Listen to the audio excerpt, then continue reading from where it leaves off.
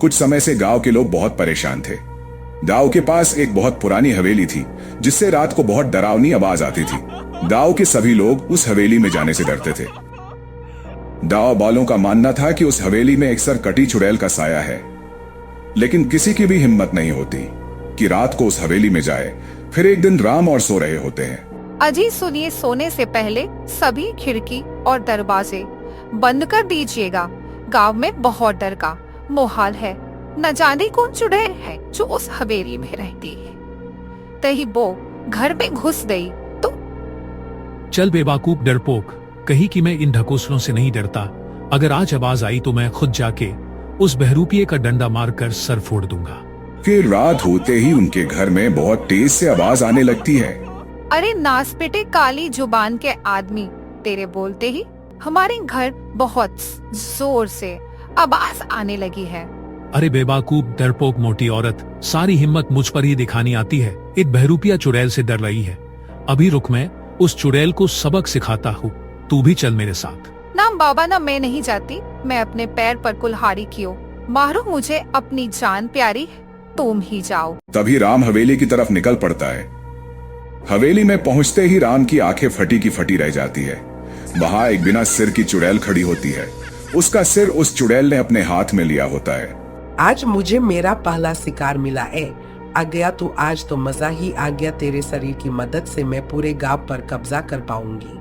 नहीं नहीं चुड़ैल जी, मुझसे गलती हो गई। मेरे बीवी बच्चों का किया होगा, मुझे माफ कर दो चुड़ैल जी।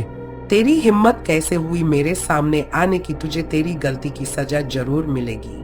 फिर चुड़ैल अपने कमरे में ले जाती है। वह जोर जोर से चिल्लाता है पर उसकी आवाज कोई नहीं सुन पाता।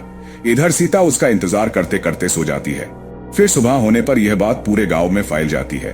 अरे भाइयों, वो चुड़ैल अब तक तो राम को खा गई होगी। चलो भाइयों, हमें डरने की बजाय समझदारी से काम लेना होगा, तभी हम उस मायावी चुड़ैल का सामना कर पाएंगे। फिर शाम होते ही उस हवेली से राम की आवाजें आने लगती है। बचाओ बचाओ बचाओ बचाओ मुझे। ये आवाजें सुन गांव वाले हैरान रह जाते हैं। अरे ये तो राम की आवाज है, पर इसे तो चुड़ैल उठा ले गई थी। मुझे लगता है चुड़ैल ने उसे कमरे बंद कर दिया होगा। हमें चलकर उसे बचाना चाहिए। पर भाई, इस हवेली में जाएगा कौन भला? अपनी मौत को कौन ताकत देगा? हमें ही जाना होगा, राम को छुड़ा कर लाना होगा, क्योंकि वो भी तो हमारा साथी है। फिर वो दोनों उस हवेली की ओर चल देते हैं। वहां से राम की आवाजें आ रही होती है।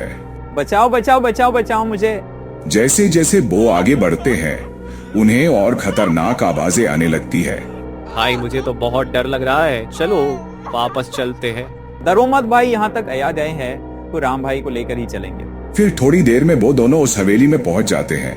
उन्हें आवाज एक कमरे से आ रही होती है। लगता है उस चुड़ैल ने राम को इस कमरे में कैद कर दिया है। चलो इस कमरे को खोलते हैं और राम को बाहर निकाले। जैसे ही वो उस कमरे को खोलने जाते हैं वैसे ही चुड़ैल अपने सिर को अपने हाथ में ले आ जाती है। वो दोनों बहुत बुरी तरह डर जाते हैं। अरे मर गए रे, ये क्या बला है?